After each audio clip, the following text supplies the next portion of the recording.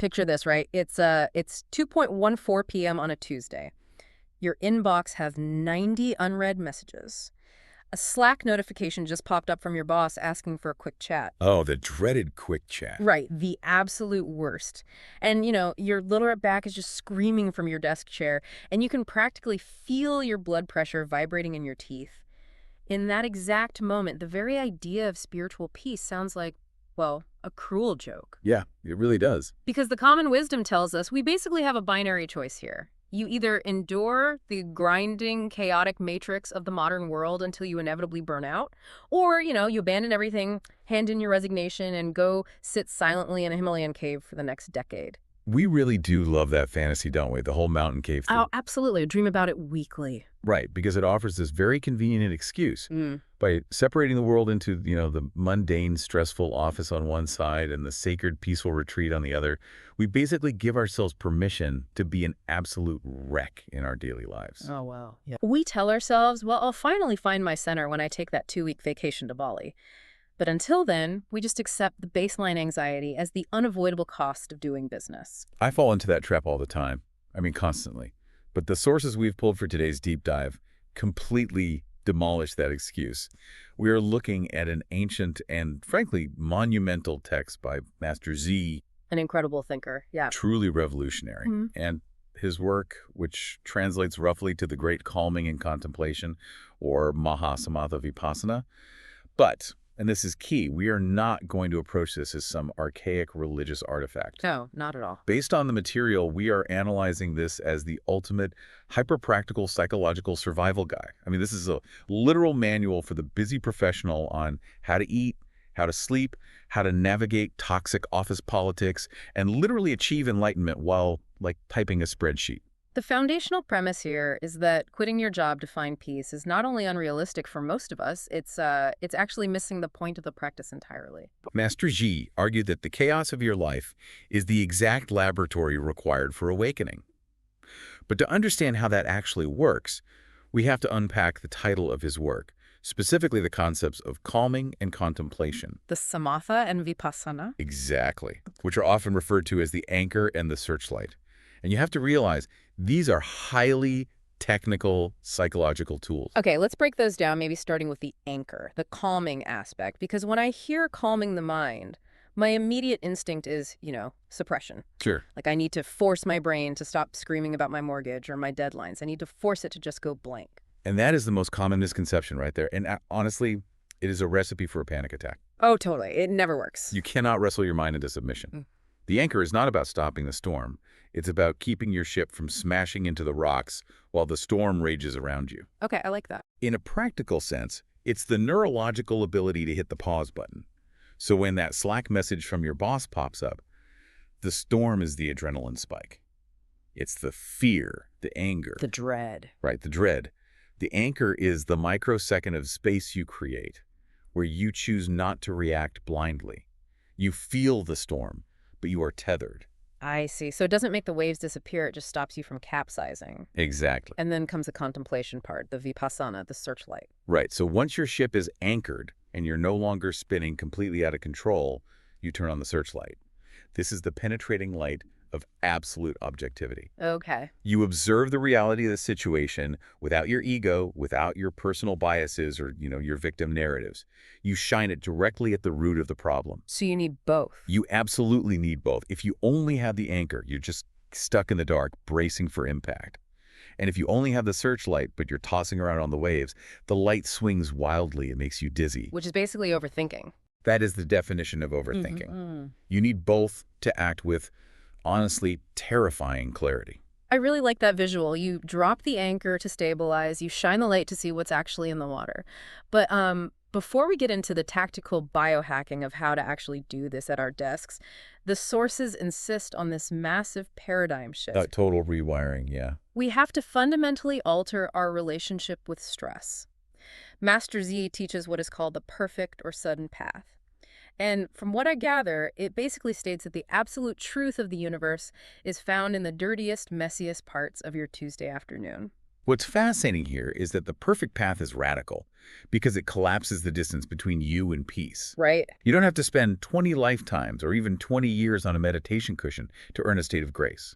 The environment for your profound spiritual breakthrough isn't a silent temple, it is the angry email you are currently drafting. It's the daily grind. Yes, the mundane and the sacred are the exact same substance. Okay, hold on. I have to push back on this. Go for it. Because the text uses these famous phrases, translating to affliction is awakening and the cycle of suffering is itself liberation. That sounds, I don't know, deeply masochistic. It does sound that way at first glance. Right. Are you telling me I should actually want my boss to yell at me? Why shouldn't the goal be to engineer a life where I eliminate my stress entirely? Well, that instinct to run from stress is totally natural. But the text offers a brilliant thermodynamic analogy to explain why running doesn't work. Think about water and ice. Okay. Imagine your innate wisdom, your ultimate potential is pure, flowing water. Ignorance, stress, and anger are the freezing temperatures that turn that water into the solid, heavy block of ice we call affliction. So the stress is the ice. Right. And if you hate the ice, if you view your stress as the enemy and try to throw it away, you are actually throwing away the water. You are left entirely empty-handed. Because the chemical composition is identical. The stress is just frozen potential. Exactly. Think about the implications of that. You don't throw the ice away. You hold it in the warmth of your mindfulness. You apply the sunlight of your anchor in your searchlight. Oh, wow. When you observe your anger without judging it or acting on it, the ice melts. The raw energy of your office frustration, when processed correctly, becomes the exact fuel for your clarity. You need the ice. So the stress isn't blocking my path. The stress is the path. It is the path. That entirely flips the script. Instead of feeling victimized by a difficult client, I'm looking at them as a giant block of ice I can use to hydrate myself. That's a great way to look at it. But to pull off that kind of mental alchemy, we really have to talk about motives. The sources are very clear that you cannot build this practice on a toxic foundation. Zia outlines 10 false motives, and honestly, reading through them felt like a targeted attack on modern corporate culture. The psychological profiling in this ancient text is staggering. It's so accurate, it's scary. The author understood perfectly that the human ego can hijack even the most sacred practices. We have to be brave enough to look at the dark corners of our own ambition before we try to meditate. Otherwise, we're just amplifying our neuroses. Let's drag some of these motives into the light. The first one is described as the hell mindset. I imagine this isn't about, pitchforks and fire, but a specific psychological state. Right, it's an internal engine running purely on vengeance, grievance, and extreme bitterness. Like carrying a grudge. More than a grudge. Hmm. In a modern context, this is the professional whose entire drive is based on proving a childhood bully wrong, or destroying a rival company, or sabotaging a coworker who took their promotion. Just pure spite. Pure spite. And even if this person goes to a yoga class, they are doing downward dog while plotting revenge. There is no peace available because their baseline frequency is hostility. They are basically drinking poison and expecting the other person to die. Following that, we have the animal motive. When I read this, I immediately thought of the blind, machine-like consumerism we see just everywhere today. It's the mindset of insatiable, unconscious consumption. Operating from the animal motive means you work, and perhaps even dabble in self-improvement, solely to hoard resources. Like wealth and status. Wealth, status, physical comfort, but without any higher ethical framework. It's the soulless grind. You are just a mouth that eats, completely blind to how your actions affect the ecosystem of your team or your family. Which leads to a much more sophisticated and I think sneaky trap, which is the ghost motive. This one is entirely about vanity and the hunger for validation. We see this constantly on social media. All the time. The ghost motive is defined by a hollow core. This is the person who volunteers at a charity or goes on a silent retreat, specifically so they can post about it on LinkedIn and harvest the applause. It's weaponized virtue signaling. It really is. Yeah. They're using spirituality to construct a personal brand. But because their internal world is completely empty, the moment the external praise stops, they collapse into intense anxiety and depression. They are ghosts feeding on the fumes of other people's opinions. That is a brutal description, but so accurate. And speaking of weaponizing things, the next motive is the Asura. In mythology, Asuras are competitive demigods who are always going to war. How does that translate to the open plan office? The Asura is the highly capable, hyper-intelligent overachiever who turns absolutely everything into a zero-sum competition. The one who always has to win. Right. They might use all the right corporate speak about collaboration and synergy, but secretly, they are constantly measuring themselves against everyone else in the room. Even outside of work, probably. Oh, especially outside of work. They even compete at being peaceful. You're sitting there thinking, is my mindfulness practice superior to my manager's? Am I breathing deeper than the guy next to me? I've definitely competed at yoga before, I'm not gonna lie. Trying to stretch further than the person on the mat next to me. We all have. But it's an exhausting, arrogant state of constant comparison that actively prevents genuine connection. It defeats the whole purpose. But this final false motive, the heaven trap, I think is the most dangerous one for our listeners. It's the trap of escapism. Escapism is using meditation as a psychological painkiller to avoid dealing with a messy reality. Like sticking your head in the sand. Exactly. Your job is toxic, your relationship is failing, and instead of having the hard conversations, you retreat to a quiet room to bliss out and dissociate. The text violently rejects this. Because it's not real peace. Right. If your inner peace shatters the second you check your inbox or your toddler starts crying, that is not enlightenment. That is just a temporary vacation from your life. So if revenge, greed, vanity, competition, and escapism are all dead ends, what is the correct fuel for this engine? How am I supposed to orient my mind before I log on for the day? The antidote the text provides is the awakening mind, or bodhisattva. It's a state of dedicating your efforts to the mutual benefit of yourself and absolutely everyone you interact with. That sounds lovely. It really does. But how does that actually prevent me from burning out? Because it sounds like a lot of work to care about everyone. It changes the geometry of your stress. When your only motive is self-preservation, protecting your ego, your title, your comfort, your bandwidth, is incredibly narrow. Yeah. Every slight feels like a mortal threat. But when your motive shifts to mutual elevation, when you ask, how can I become so grounded that I can help my entire team navigate this chaotic corridor, you suddenly tap into a massive reservoir of energy. Because it's not just about you anymore. Exactly. You don't burn out because you aren't defending a fragile ego anymore. You are operating as part of a larger organism. I see. It's like upgrading your psychological operating system so it can handle a much heavier processing load. So assuming we have our motives aligned, we have to look at how we actually prepare our biological hardware. The foundation of it all. Yeah, the sources outline 25 preparatory means, and I was shocked by how heavily they lean into physiology. It reads less like philosophy and more like a modern biohacking manual. The ancient practitioners were phenomenal empiricists. They understood, long before modern neuroscience, that you cannot brute force a spiritual awakening in a broken biological machine. You cannot build a castle on a swamp. And the very first step in draining that swamp is establishing basic morality or ethical boundaries. But we really have to look at this through a psychological lens, not a puritanical one.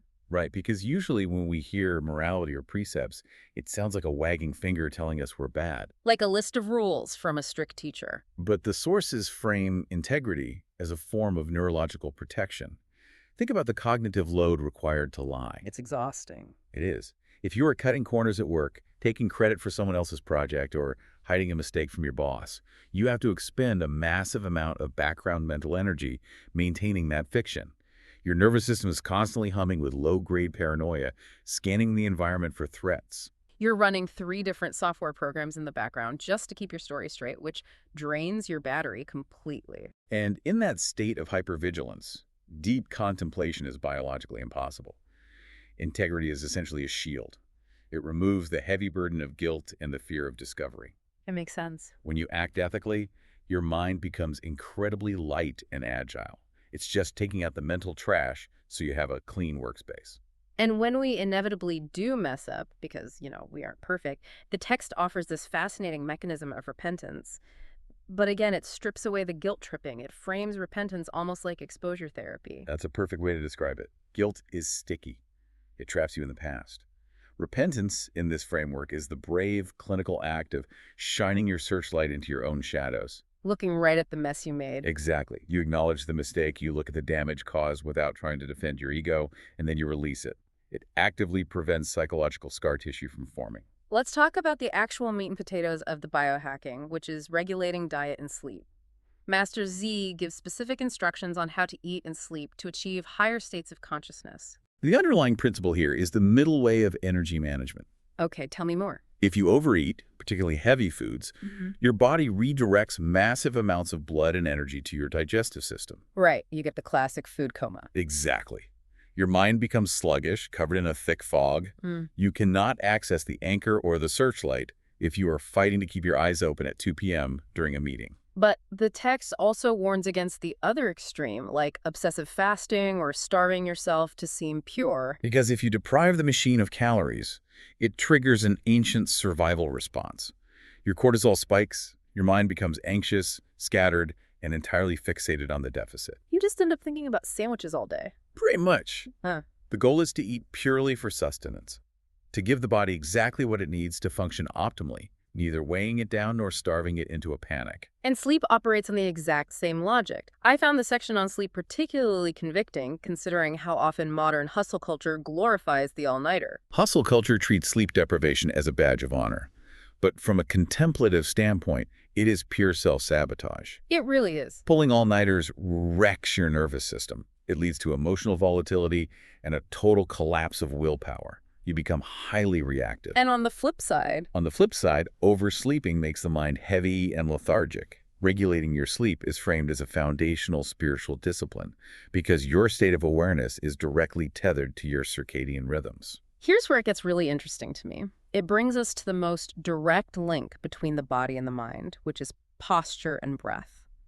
The instruction is to sit with a spine straight like a mountain. What is the actual mechanical benefit of that? When you slouch, your internal organs are physically compressed. This restricts blood flow and lung capacity, but more importantly, your muscles have to constantly microadjust and work overtime just to keep you from falling over, which drains energy. So slouching is actually tiring. Very tiring. A straight, aligned spine allows your skeletal structure to do the heavy lifting. The body becomes completely stable, allowing energy to flow freely. And once the body is stable, you regulate the breath. I've always found it fascinating that breathing is the only autonomic function we can consciously override. Like, you can't just tell your heart to slow down, but you can choose to change your breath. And by changing your breath, you are directly hacking into the autonomic nervous system. How does that work in a stressful moment? When you are stressed, say during a tense negotiation, your breathing naturally becomes shallow, rapid, and high in the chest. This sends a literal alarm signal to your brain via the vagus nerve, confirming, yes, we are in danger, keep producing adrenaline. But if you consciously grab control of the breath and pull it deep into the belly, making it smooth and rhythmic, You are manually overriding the panic sequence. You are sending a biological safety signal up to the brain, saying the environment is secure. and the brain listens. It has to. The brain responds by lowering the heart rate and clearing the mental fog. That is exactly how the breath acts as the physical bridge to the anchor. Okay, so the foundation is laid. We are acting with integrity. We've optimized our sleep and diet. We know how to sit and breathe. But here is the major roadblock for the modern listener. It's time. Time is always the issue. I can hear people listening to this on their commute thinking, this is great, but I literally do not have 60 minutes to sit perfectly still on a cushion every single morning. I have kids, I have a commute, I have a boss. This is where Master Z completely shatters the stereotype of what meditation actually looks like. Yes, let's get into this. He introduces 4 methods of practice, and they prove that the posture isn't the point, the awareness is the point. There's constantly sitting, constantly walking, a mix of both, and then the absolute game changer for the busy professional, which is called neither walking nor sitting. The text also calls this awakening the mind wherever it wishes to go.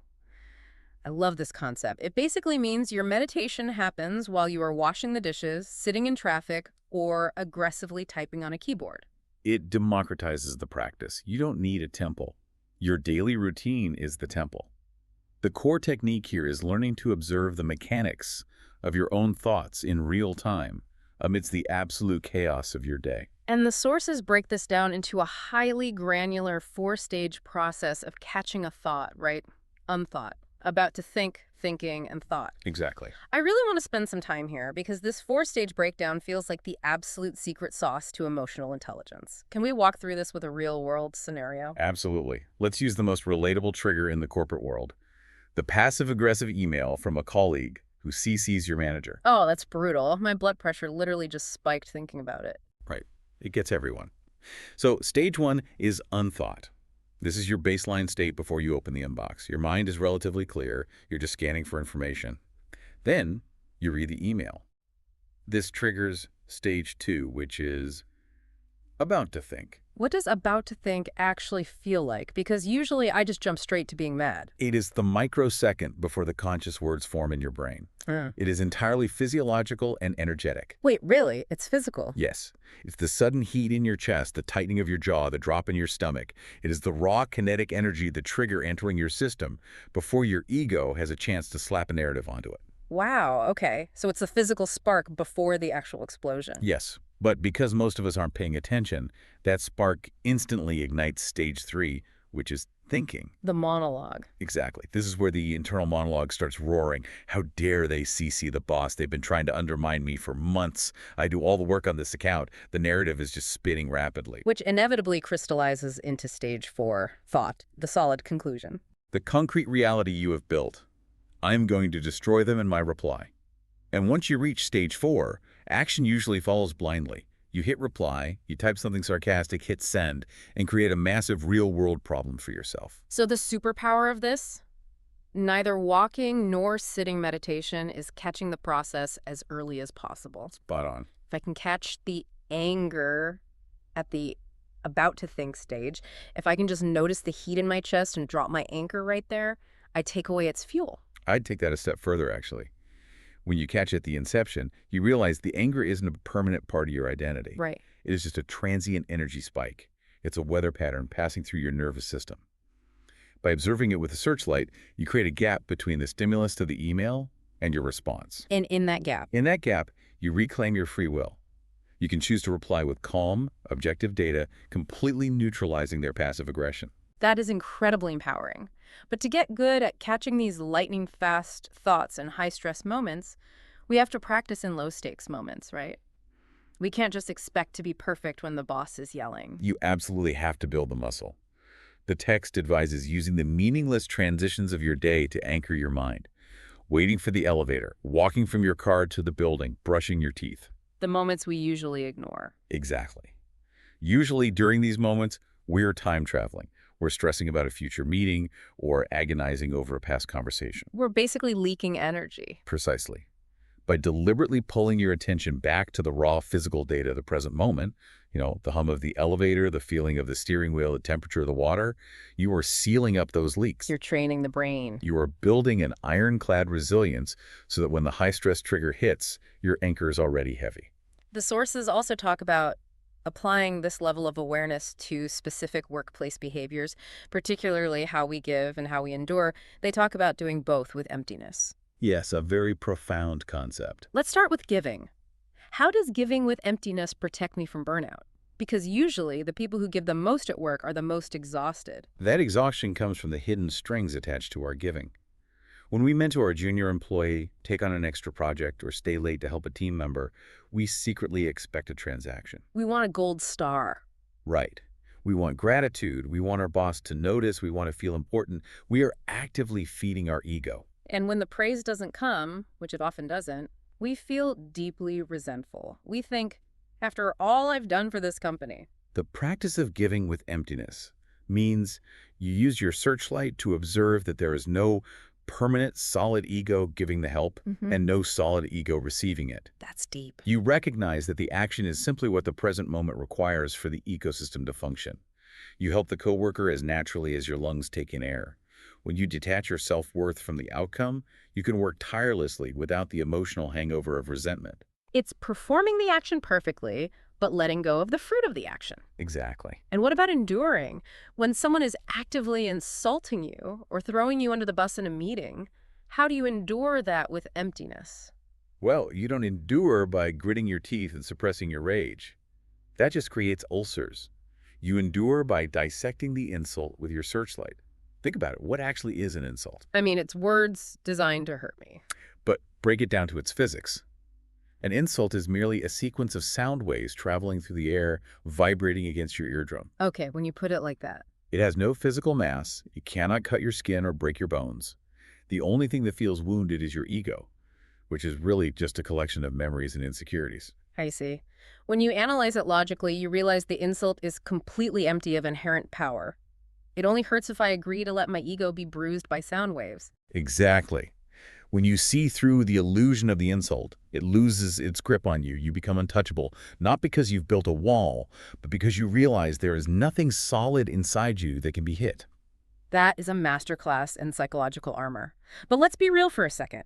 Even if you practice this perfectly, life isn't just going to become a smooth, peaceful float down a lazy river. Far from it. The text is very practical about this. We enter what is referred to as the battlefield. Master Z maps out 10 specific mental states and obstacles that will absolutely ambush you when you start looking inward. The path of self-awareness is not a spa day.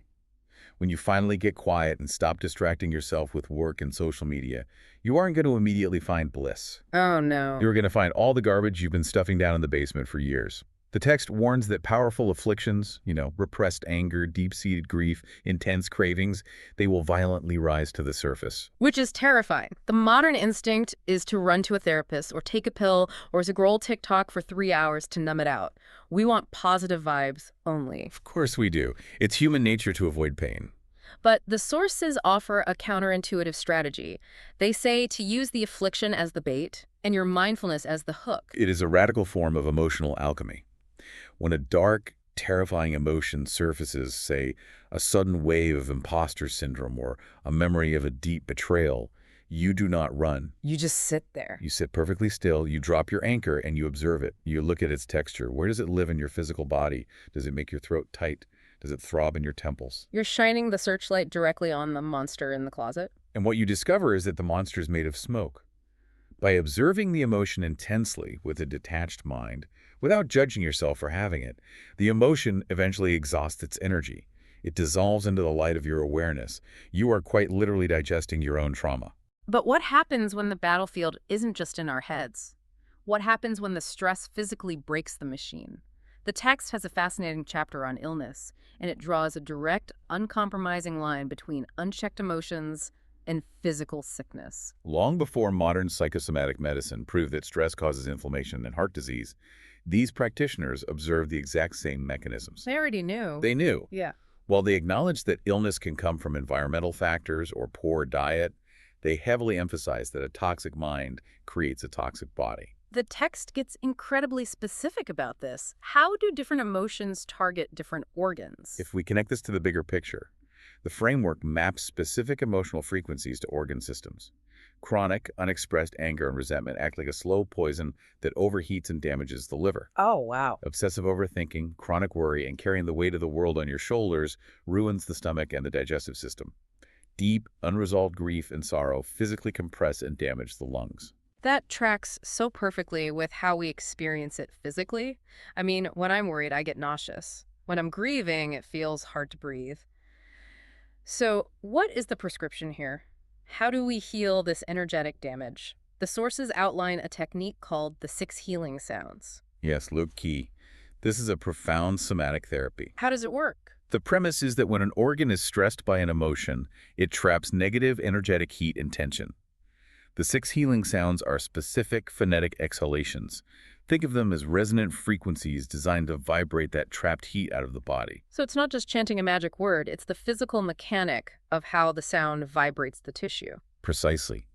For example, to release the anger trapped in the liver, you would take a deep breath and exhale slowly while making a specific sound, often transcribed as a soft shush. Okay. The vibration of that specific sound wave on a long exhalation acts as a pressure release valve for the liver. You are actively vocally breathing the physical manifestation of your stress out into the atmosphere. It's like burping your nervous system. That's a funny way to put it, but yes. But what about when you are in acute physical pain? Say you have a migraine or a terrible backache from sitting in an office chair for 12 hours. The immediate reaction is panic. Make it stop. I can't handle this. That panic multiplies the suffering exponentially. The text advises a radical intervention. Use your mind to dissect the pain. Instead of flinching away from it, you turn your searchlight directly into the center of the agony. That sounds agonizing. It's the only way through. Yeah. You ask yourself highly clinical questions. Where exactly is the boundary of this pain? Does it have a shape? Is it a sharp, solid point or a dull, pulsing wave? Most importantly, you ask, who is it that is feeling this pain? You turn your awareness into a microscope. By doing this, you perform a psychological surgery. Yeah. You separate the raw physical sensation of the discomfort from the mental narrative of suffering. Okay, I think I follow. The backache is just a sensation, a signal from the nerves. The suffering is the mental story. Why is this happening to me? Would this ever stop? I hate this. When you detach pure awareness from the sensation, the fear and the panic evaporate. You learn to coexist with the physical reality without being mentally tortured by it. I want to pause here and look at the engine powering all of these techniques, because whether we are dissecting an insult, catching an angry thought, or observing physical pain, we are relying on an immense mental A capacity. huge capacity, yes. This brings us to the core philosophy of Master Z's system, a concept translated as 3,000 realms in a single thought, or Natnin Tamthien. Reading this part of the source material was mind-bending. It sounds like quantum physics mixed with psychology. It is arguably one of the most profound philosophical frameworks ever articulated. It fundamentally destroys the idea that you have a fixed, static identity. Okay, how so? It posits that every single microscopic thought you generate isn't just a fleeting electrical impulse. It contains the entire universe. Okay, my brain is starting to short circuit. Walk me through the math of this. How are there 3,000 realms in one thought? Conceptually, it starts with the 10 realms of existence. These range from the lowest states of torment, the hell realm, the animal realm of pure instinct, the ghost realm of insatiable hunger, Right. all the way up through the human realm, up to the highest states of compassion and ultimate Buddhahood. So those are 10 categories of experience. Right. But here is the genius part. Yeah. Every single realm contains the other 9 within it. Wait, really? Yes, even a being in the deepest hell has the seed of Buddhahood, and even the most enlightened master retains the capacity to understand hell. So 10 times 10 gives us 100 worlds. Okay, the math is mathing so far. Then you factor in the 10 characteristics of reality, cause, effect, nature, form, and so on, which brings us to 1,000. And these manifest across 3 domains of existence: the individual, the environment, and the collective. Which brings us to the 3,000. So it's a mathematical model of absolute interconnectivity.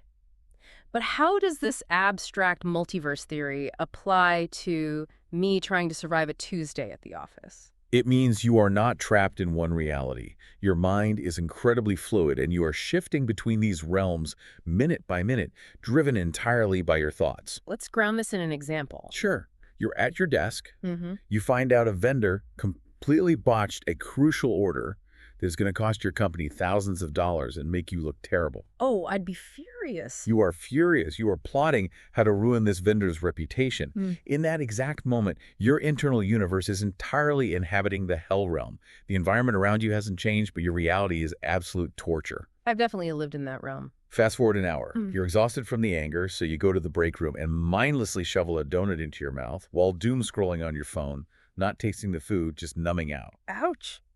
Very relatable. You have instantly shifted into the animal realm of blind consumption. I feel attacked, but go on. But then you walk back to your desk and notice a junior colleague on the verge of tears because they are overwhelmed. You take a deep breath, put your own stress aside, pull up a chair, and patiently help them reorganize their workload. That's a good shift. In that micro moment of pure empathy, you have shifted your entire universe into the realm of the bodhisattva. You are embodying pure compassion. That is profound. It's the exact same person, the exact same office, on the exact same afternoon, but I have inhabited 3 entirely different universes, and the remote control that switches the channels is simply my next thought. Which means you never have to wait for your external circumstances to change in order to find peace. The power to engineer your reality rests entirely in the microsecond of the present moment. That's incredible. But, and this is a big but, there's a massive warning attached to this level of insight. The text devotes a section to the intellectual barrier and the danger of breaking rigid views. Yes, this part was fascinating. It warns that being highly educated and spiritually aware can actually make you worse. Because the ego loves to hijack high-level concepts. You read a text like this, you understand the 3,000 realms, you start meditating, and suddenly your mind becomes very sharp. You feel like you've got it all figured out. Exactly. You develop an intellectual barrier. You start using your new mindfulness terminology to win arguments. You look down on your coworkers who are still stressed out. You become a spiritual snob, rigidly attached to your own brilliant views. You're basically weaponizing enlightenment to assert dominance in the conference room. Like, I'm more centered than you, therefore I am right. And in doing so, you destroy team unity and isolate yourself. Master Z insists that true insight requires us to relentlessly smash our own rigid opinions, no matter how correct we think they are. We have to operate from what is called the middle way. Let's clarify the middle way, because I always assumed it meant a lukewarm compromise, like playing it safe right down the middle of the road. The middle way is not a compromise. It is a state of absolute dynamic tension. It means living completely, 100% engaged in the messy reality of the world. So you don't check out. Not at all. You chase aggressive business goals, you lead a team, you raise a family, you play the game with intense passion. Yeah. But internally, you remain completely unattached to the outcome. You are fully in the world, but not of the world. You know the scoreboard matters for the game, but you don't let it dictate your ultimate self-worth. Exactly. But let's say a listener actually achieves this. Yeah. They master their thoughts, they regulate their nervous system, they act with empathy, and they start feeling an incredible, unshakable peace. Sounds like the goal. Master Z points out that this is precisely when you walk into the most dangerous, subtle traps of all. Right, the traps of success. It sounds absurd that peace could be a trap, but the text talks about the addiction to peace. When you finally experience deep, profound stillness in your practice, the contrast with the noisy, demanding world becomes incredibly stark. The peace feels so good that you become addicted to it. Oh, I can see that happening. You start viewing your family, your coworkers, and your responsibilities as annoying obstacles that, disturb your peace. You start avoiding difficult projects at work or checking out of conversations with your spouse because you just want to get back to your meditation cushion. Which forces a very uncomfortable question.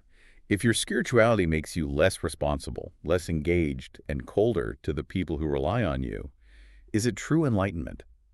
No, it's just a sophisticated psychological hiding place. It's spiritual selfishness. Which ties directly into the trap of emptiness.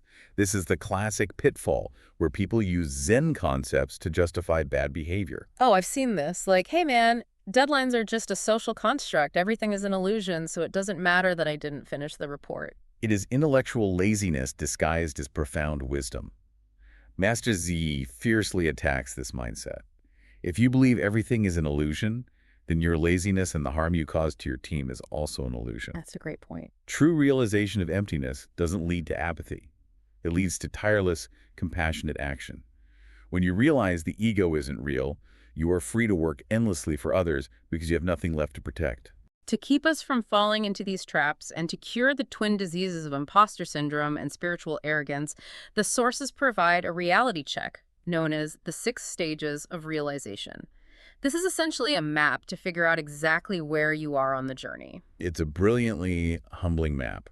Stage 1 is principle. This is the cure for imposter syndrome. It states that fundamentally, at the level of principle, you already possess perfect wisdom. So we aren't starting from zero. You are not broken. You have the exact same innate potential as a Buddha. Yeah. You've just forgotten how to access it. That's a huge relief. But you can't stop there, because stage 2 is name. Stage 2 is where most of us get stuck. This is intellectual understanding. You read this book, you listen to this deep dive, you learn the terminology, you know the names of the concepts. But knowing the name of water won't quench your thirst. Reading the menu doesn't make you full. Which requires stage 3, contemplation. This is the grind. This is the messy, daily, frustrating work of aligning your actual behavior with your intellectual understanding. It is catching the angry email, dropping the anchor, failing, getting swept away by the storm, and trying again the next day. The map continues into the stages of similarity, partial realization, and ultimately ultimate Buddhahood. But just knowing this map exists is so helpful. You might have one really great, peaceful day at the office and think you're enlightened, but the map reminds you, hey, you're only at stage 3, keep working. It keeps your feet firmly planted on the ground, and ultimately, it points toward the final release, the non-attachment to the teachings themselves. Letting go of the raft once you've crossed the river. Eventually, you have to abandon your attachment to the meditation techniques, and you have to abandon your pride in being a mindful leader or a spiritual person. You just live. Yeah. You respond to whatever the present moment demands with terrifying clarity and boundless love, leaving no trace of an ego behind. Okay, let's pull all these threads together. What this incredible text is telling us is that true spiritual growth is not an escape hatch. It is not asking you to leave your job, abandon your family, or sanitize your messy reality. Not at all. It is asking you to dive headfirst into it. The open plan office, the looming deadlines, the passive-aggressive coworkers, they're not obstacles blocking you from your spiritual path. They are the path. The friction of your daily life is the exact whetstone required to sharpen your mind. I want to leave you, the listener, with a final thought to mull over. The next time you are sitting in a frustrating, seemingly pointless meeting, watching the clock tick, feeling your blood boil, look around the room. Just observe. What if every annoying habit of your coworkers, every unreasonable demand from your boss, every single micro-stressor was actually a custom-designed universal curriculum meant specifically to test your patience and burn away your ego? What if the universe engineered this exact scenario just for your training? If you viewed your life not as an exhausting series of chores to endure, but as a continuous, perfectly calibrated spiritual training simulator, how would you act in your very next conversation?